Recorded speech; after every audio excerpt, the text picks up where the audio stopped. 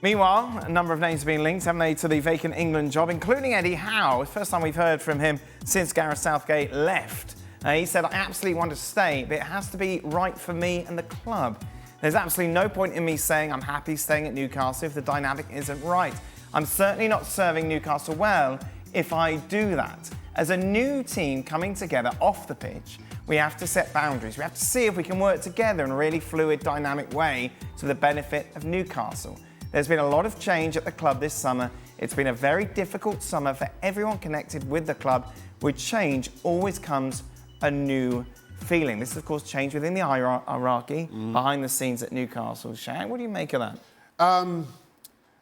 It's an odd one from Eddie Howe, but I think less to do with Eddie Howe. There's certainly some history to this. When I was at Newcastle, there was not a change of ownership, but they brought directors in, and that kind of saw the end of Kevin Keegan, and we all know how things kind of spiraled from there.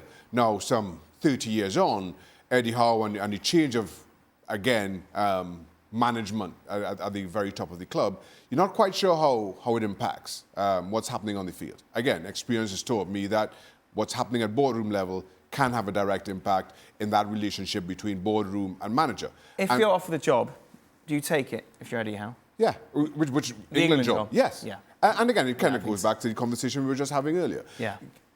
Being asked to manage your national team, where you're from, I don't think there can be any greater honour as a manager. And so if you are offered the job, you take it. And you can always come back to club management, in time. I feel that's a calling that no manager kind of turns down. It's no brainer, isn't it? Yeah, I think so. With everything that's going on, like Newcastle, who have you brought in this summer? What change? And look, ultimately, club manager will get sacked. Yes. Right? It's going to happen. I mean, some have greater longevity. The Ferguson and Wenger sort of eras, I think have come and gone. 15, 20, 25 years.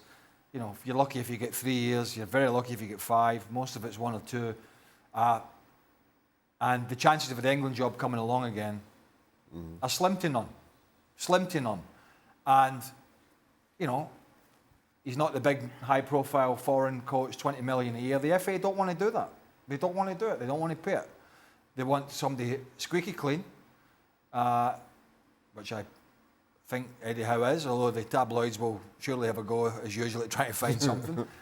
Teams play a nice type of football. I think we would be better Shaq than what... I'm not saying results would be better than the Southgate's team, but I think you try and get England playing in a way which we've talked about for a long time. And a lot of people have talked about it. Yeah. Said this is kind of... Getting to finals is great, and being competitive is great, but it's kind of handbrake football. And this is a very good time to take over an England side. Yeah, OK, you're not taking over when they've crashed out of the Euros at the group stage or anything like that. So there's a big hurdle to go over, but part of that hurdle is the football. And I think that's gettable, easier than winning a World Cup, obviously, or winning a European Championship. But it's a good time to take over with these exciting young forward players. Yeah, there's some problems to address with this England team at full-back position and centre-half and the middle of the park, certainly defensively. But who wouldn't want to work? Even though he didn't have a great Euros, who wouldn't want to work with Bellingham and Foden and Kane and, Ivan Toney and Ollie Watkins and, Anthony Gordon and all that, Kobe Mino, Adam Wharton, all these young kids that are coming in and they're very, very talented. I'd be looking at it thinking, do you know what? I can get more out of these guys than Southgate did. So to me, it looks like a very good fit. Yeah. Whether the FA will do it, I wouldn't imagine Newcastle would stand in somebody's way. But would the fans resent him, Shaq, going? No. You're not at all? No, I think Eddie Howe has built up more than enough equity with the Newcastle fans. Again, given where he took over the club at, what he's delivered to this point, and yes, last season, by certainly previous seasons, measure was a little bit of a disappointment. But I think he's represented the club well, and the clubs and the fans do not resent certainly someone going to take the England job. Now, he goes to take over at Sunderland, that's a different conversation altogether. But to go and take the England job, nah. And it's good timing as well, because Rafa Benitez and Steve Bruce aren't working at the moment back together. As co-managers, I think it'd be beautiful. I like your thinking, Dan. I think That's a feather in your cap as a club, though. If England, if a national team want your manager, is I know Newcastle had their struggles last year, but as Shaka's talked about many times in this show, where they were when he took over, compared to where they are and where they've been competitive, they got in the Champions League, been to cup finals, played some great stuff.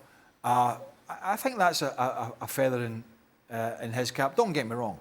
Eddie Howe, Pep Guardiola, Jurgen Klopp. I still think it's glorious failure for England, and I'm all right with that. Yeah, well, yes. And I'm all right with that. I'm all right getting there and failing. I'm okay. If you want to